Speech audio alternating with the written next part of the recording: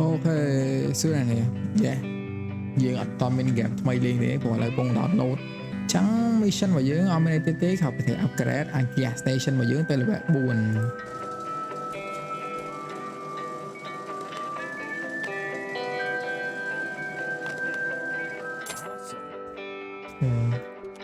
trong update gas station gặp ra chai lưới thay ra mình thâu đấy mà quan hạt mời bên vậy rồi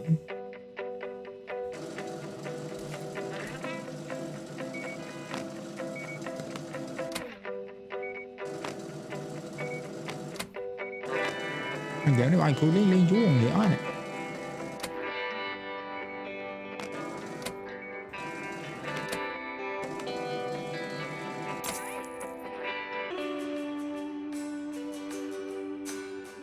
lại nhưng không ở tôi mới sang khai game này bỏ trong liên rách mà máu như thế bị thôi đã mưa thôi này nhưng tôi mưa thôi này đang từ mấy chuyện phần chạm video nữa lấy tam đại thờ bàn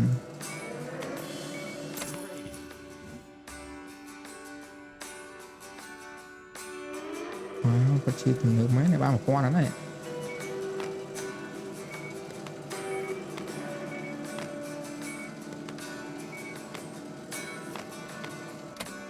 tới các bạn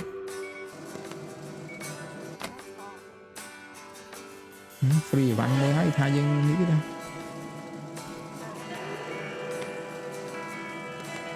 để được lọc lớn chạy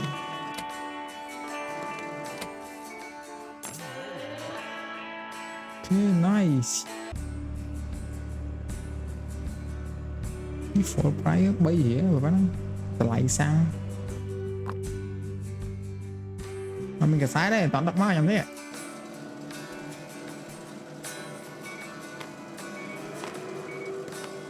giờ lưới upgrade giờ món mày bỏ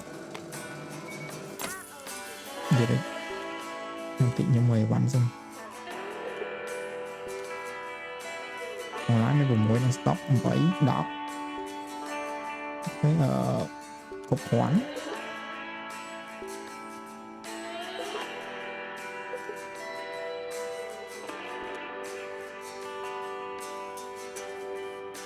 anh ấy khá ở phim sân lan tính bàn chẳng bỏ thể tính là pi đấy có sai một phim sân lấy đấy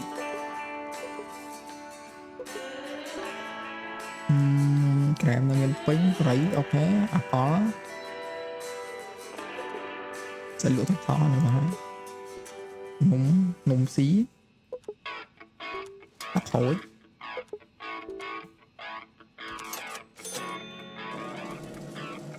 một lát ở đây mà prai vào bên giờ mình anh há đi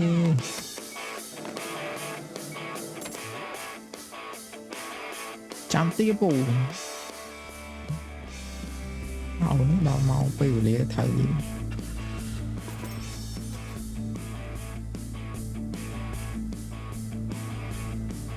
mình chăm lát được xem như món này như cái người bán cháo này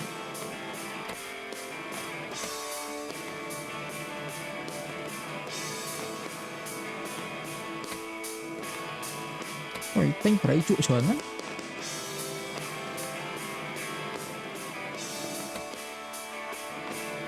bây giờ chọn buông này chọn à tính phải tính nó bị dễ thôi bên đây mới chỉ vật trai ạ top sẽ đi mà cái hàng lật lục nhá tính là cả về nhiều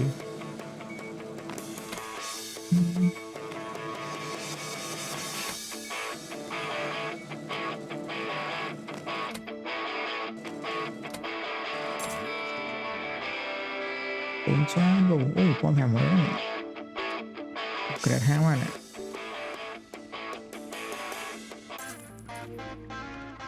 wow không dừng muốn tùm nượp dừng muốn top 3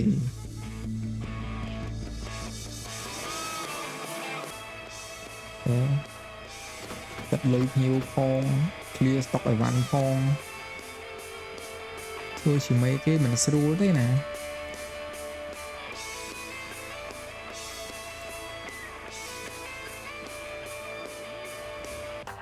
bánh stock ở bán nó vậy mà tới chạy lướt luôn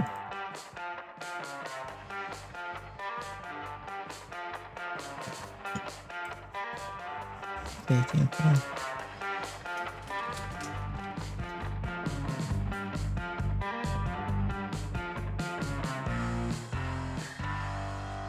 chụp dần này cái tê màu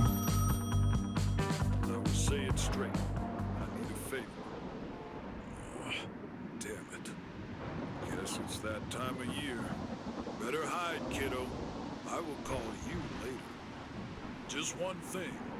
Clean up the sand piles when the storm is over. They might cause some issues. Sorry when the storm over. Miếng chú man. Trời ạ. Ô, anh ấy tên mà tương hay miếng chú. Bộ là anh hột trào sắc bó này phải đưa miếng chú. Trai đưa tư nhá, trai ở Chu Mao nội chỗ hang rồi qua này. Xong người ta bom ôn sân lên trong hang này sai mình chu.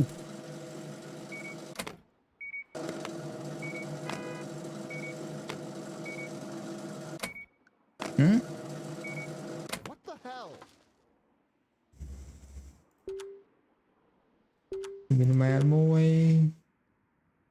Sandstorm này chu ạ. Ấy gì kì warehouse inventory viên Camos top 3 Camos ở miền workshop workshop này đi liên lá này chu lá này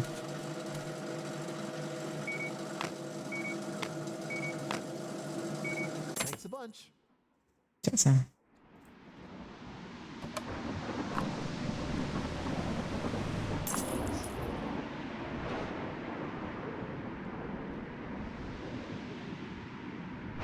chú từ pot đấy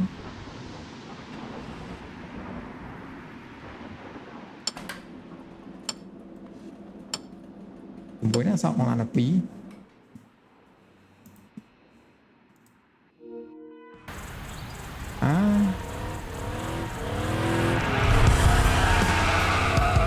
I've always dreamed of running my own car business.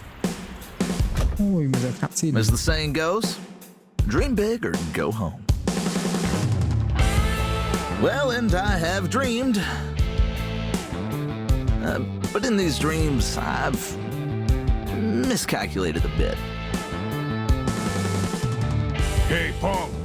where's our goddamn money? Money? Well, not everything went as I expected, when it comes to that matter. I got into a lot of trouble in a lot of different places.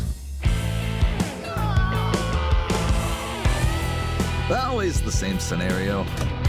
A pile of papers to deal with, invoices, payment requests. But for me, the only thing that mattered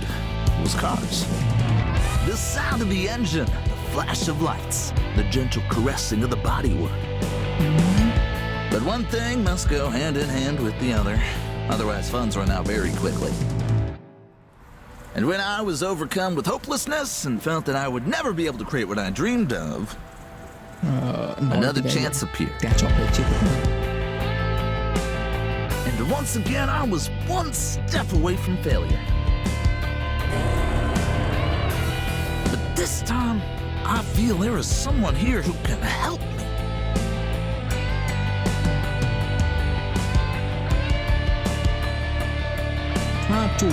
cái chọn ra xe cho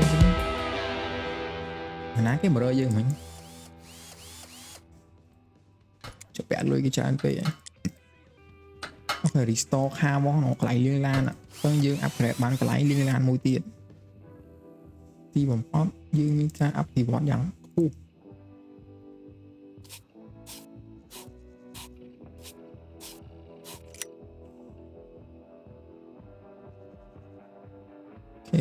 bách cái chọn được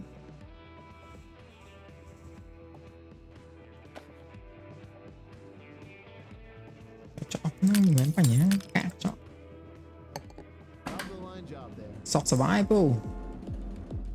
tình hình anh mồi thôm máu à anh lưu cái đầu mồi thôm máu này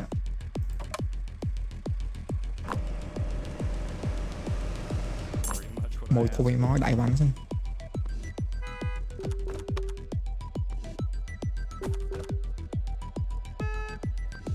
lên mồi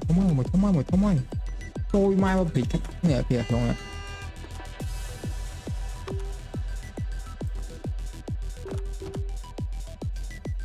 anh là mày đi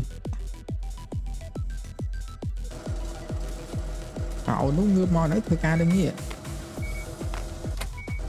nhưng thể tinh còn làm hai mà không làm này hỏi lý lấy đầu mồi thô mòm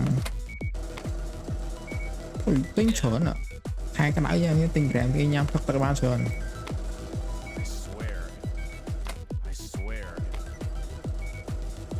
ui tam sầm pha lìa trâm ơi à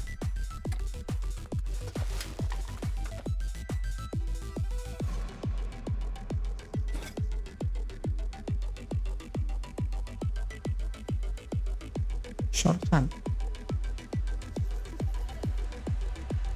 mà bỏ chu ra nào à mối nào mà chu lan đương mình thì khuyên được bọn này lại còn còn ma một nhiều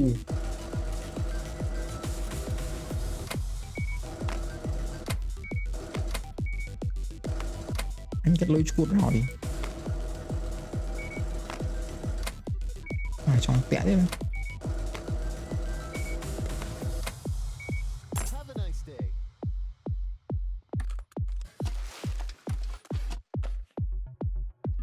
làm tị cho mày em mà sao mày em biết free với nhau bọn này anh đi bọc lật mua bọc lật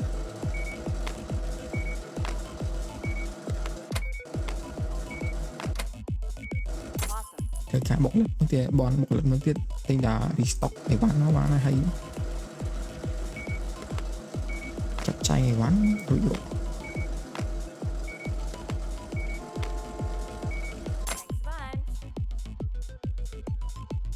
con chá này ôi team phật mẹ tinh cái site đá này phải chạy cái site ti mà chạy một cái an cái site lo ca chấm nét đằng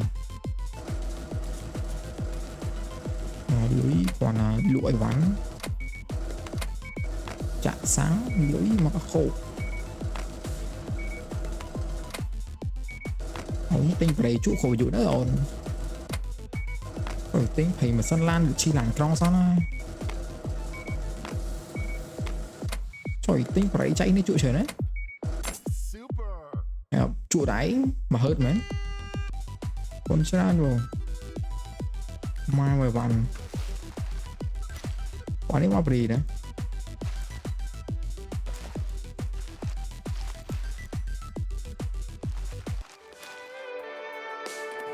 phải mình sẽ mau bì vẫn cất lưới gõ khả năng ơi gọt bẫy nè không mới bắn click một tức khăn theo nhé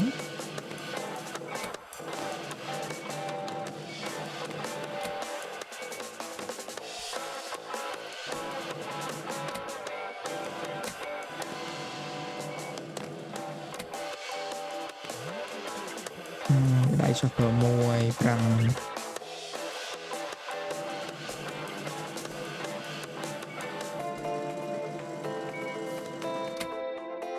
mà cái hang như tất cả không tới 15 mình đập pin nữa đi với tình yêu chắc rõ em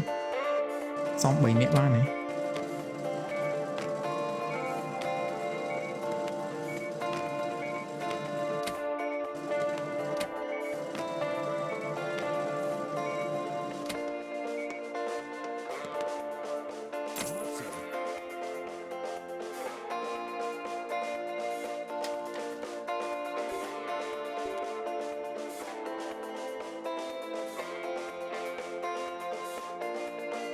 ai thưa khá boss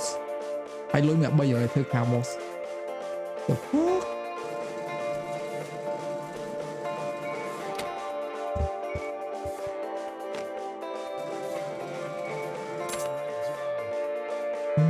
khu bể lý tinh tí mẹ bán tinh trơn ót á thử qua là bươn lan to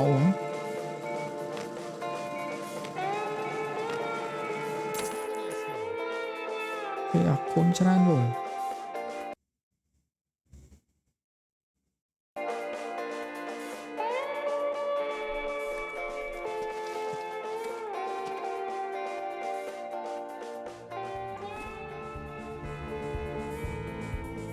chỗ này mà cách cả sang đi mau cạnh này tính mau hơi quá này vẽ hỏng này này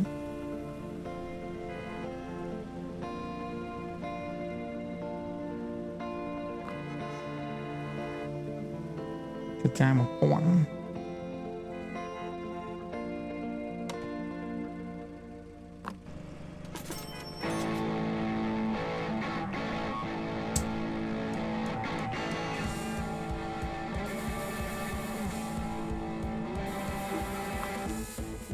mà hỏi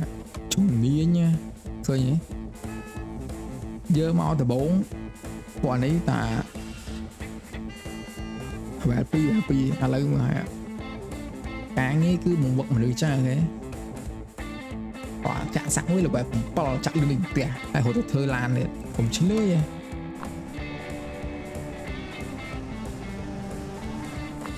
ấy xong là bài vài văn với thơ lươn chừng mà cha lên chạm sang lươn mà cha chu chu lan lươn chừng mà cha lan rồi expert liên quanh luôn đấy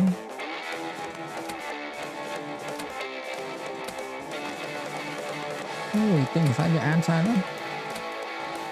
từ giờ nào ở đây này thế này còn mình mây con như này mình đã xin nào đây chả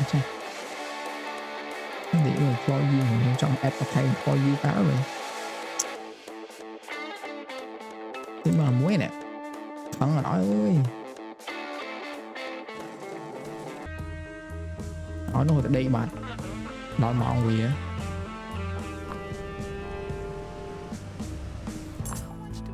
nhiều lúc họ đo mong nếu họ để ở bên sẽ ổ thi ấy ta ổ thi chú càng như mà cha đó đỡ đo mong để anh nó bỏ chú phong trả sang phong chú cho lan thôi mà all in cả ơi để là thêm mấy cái điểm số này cho hay chưa thấy cái thấy vào đấy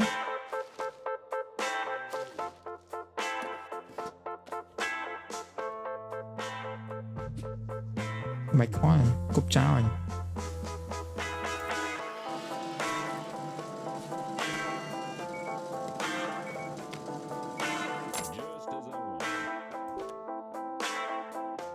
mày hà boss mình lôi đây là xây lôi này kia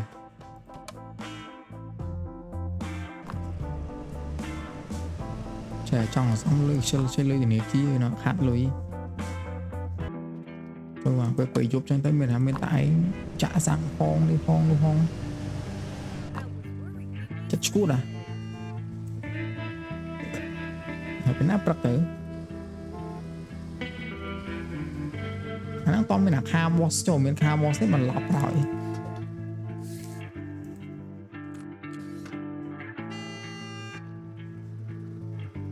ai chụp play sẽ ảnh viên chính ngon nè trong cái chi bom chung đấy mình đã thấy thì các bạn thấy em rất nhầm đấy em thời ca tinh sổ đa nông xí ok bìa đấy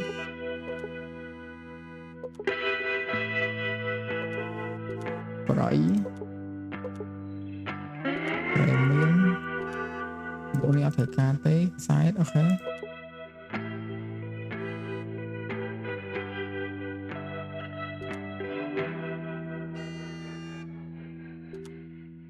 giờ này mình sập lối buôn nơi là mà ở tòa sọ bê là sao vậy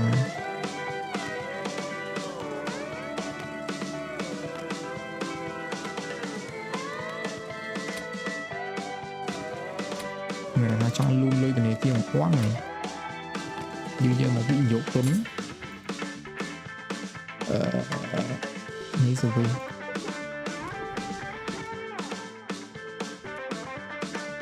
trong luôn một con chui so một con buôn rồi ấy ta ấy gặp máy mấy này những bạn vừa giờ upgrade máu Camos workshop nó cũng ra battery exchange ôi mới lại liên la nè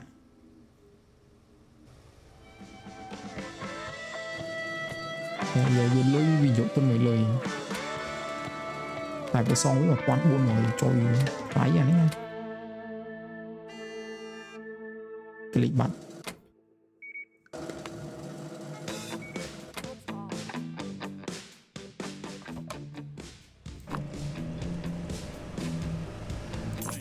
nhưng mà bánh hai là nhưng xong tự động là chui được bánh này tập trung là về của bác về bằng tinh con trai ban môi tiền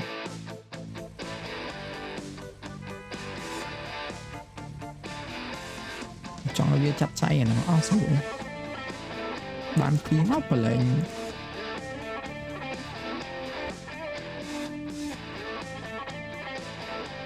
nên bây giờ son khang này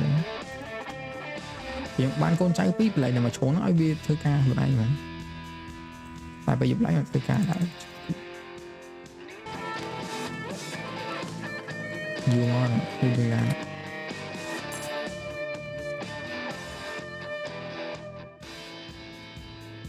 chẳng tiếng rồi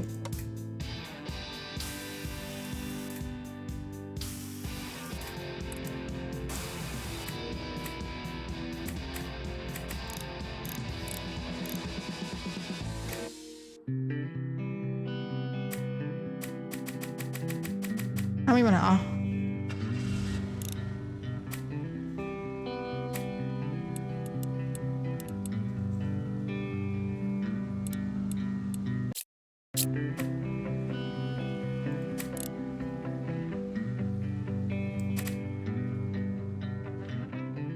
hải tắc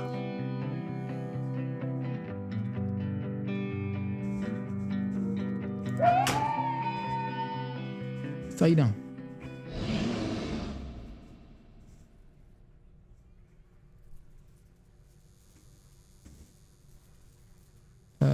anh ấy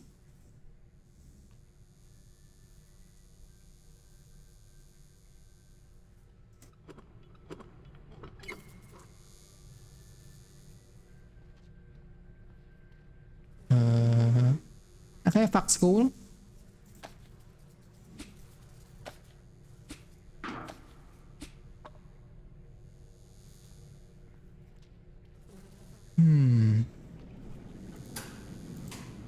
door is locked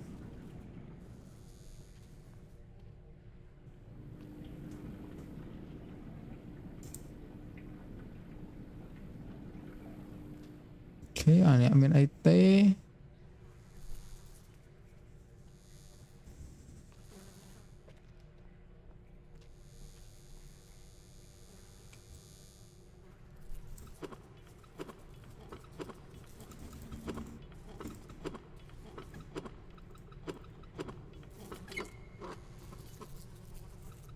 bạn tránh ra cho mộng hả anh ấy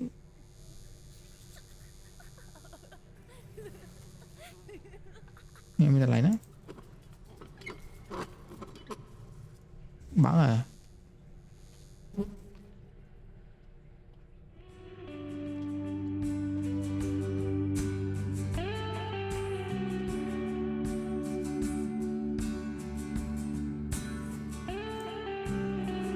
cho đã nó mắc mệt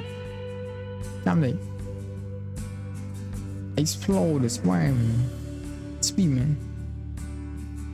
wow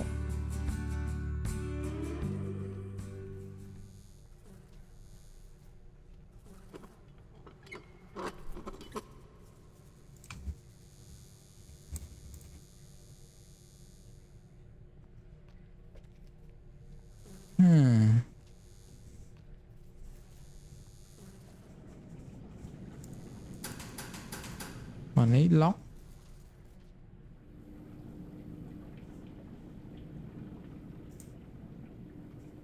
ô sao nè bà nè sẽ nè bông tắc này nhảy nhảy xoay mà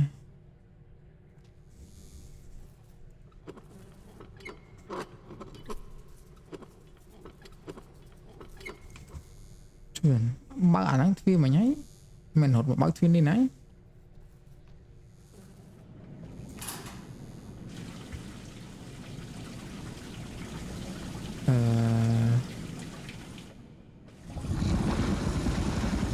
cháy cái bờ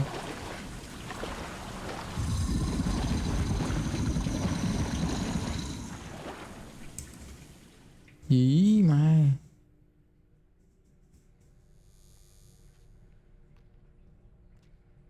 ấy to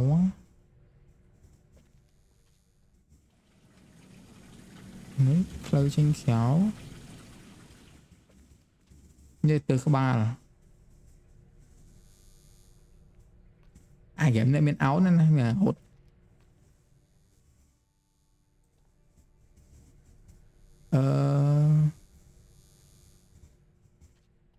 chốt sần tới ra điện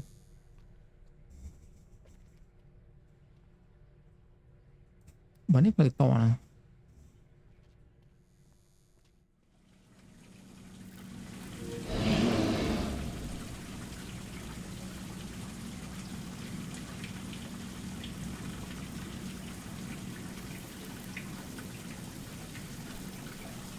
mai mà gặp một con nan này gì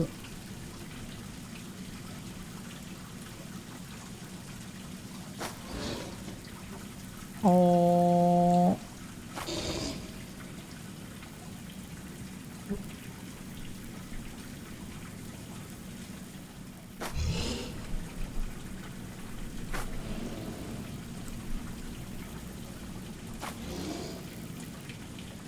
Feed the guest pick up the trash True hoặc là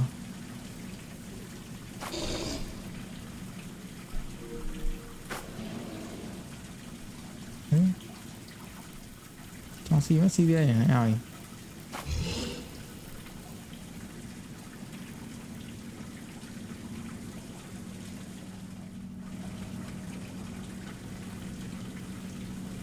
này là cho mình phải hai mà xin bom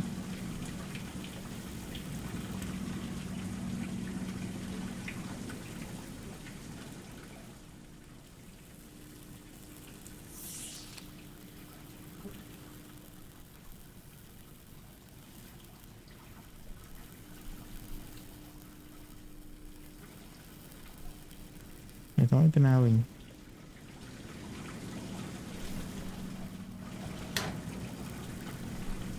ok car wash phần năng ấy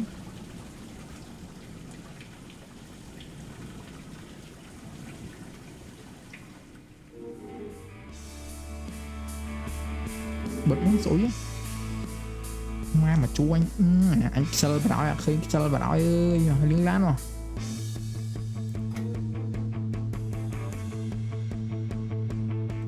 mày hoạt đà vẫn trong thôn nha mày không chắc hơn một hết máu với một chú à ô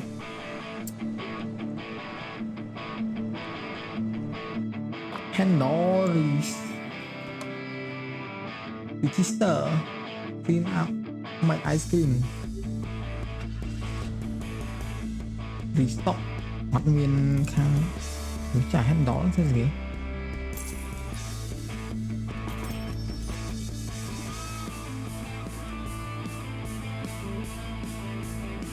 mà tổng với mấy phi là cho thằng clean đi cắn lá đi liên tí đi chùm máu á ấy âm này đạn nó mà này hỏi liên lan trời tẹt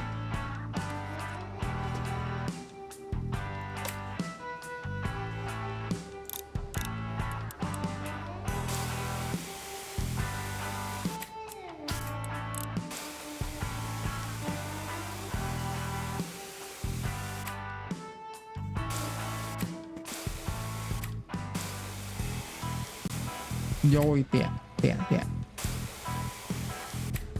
mà hột cà phê của má là tiện mẹ tê bị đĩa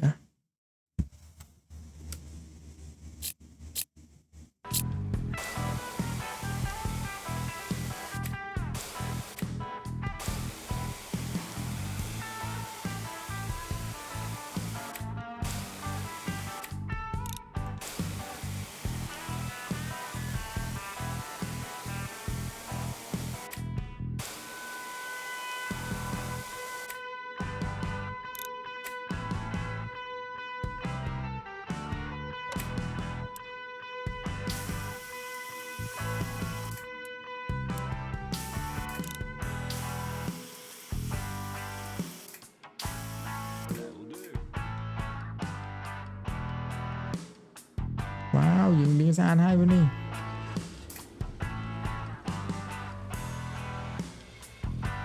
mai của họ liên làm nó trọng thôi nha quá tiện tâm Finally, it's over. Where was I? Oh, man. I need your help. We have to be fast about it. Little birdie told me finally it's over someone passing through Route 66 I need your help. with quite valuable cargo. You know how to lockpick, right? Just crack open a few trunks. Of course. gọi như được con lang ghê vậy mình lại cho nó trao phát ớ à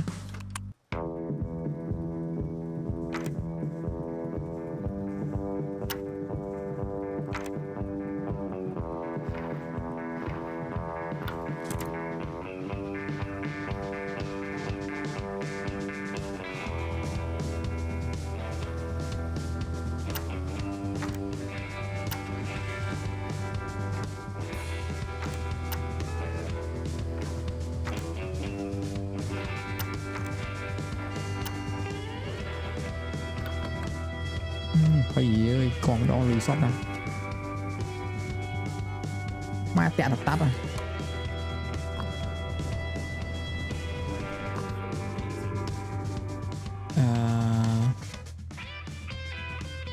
nếu cái tha dương cô ta snap lên xính dạ hạt này cái dương trên mình không là dương ở bàn đặc ha box nè hay update anh ba mươi tiết lấy chụp cái mình snap bọn này này kia gào thôi chơi cho vẽ bia chọn cam chọn bia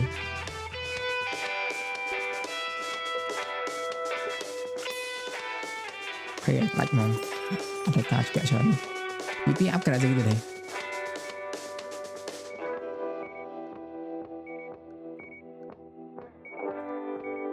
try in cinema trời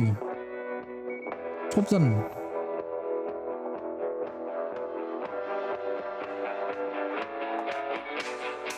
mà sao ta nên hổ con lên cái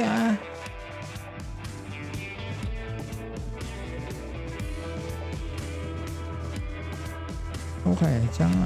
phạt đi cái gì ở cái bên đấy chắc là khi em cắt chèo mía phải lo hot giờ chúng đây phạt khởi anh gas station tiếp phải là con tạm cái em mới gas station đi là bỏ hộp chọc cho nên cho nó phải liên mónทำมือเกมไม่นุ่มให้สบายโอเคจ้อยคุย subscribe เนี่ยมือของไลค์บายบาย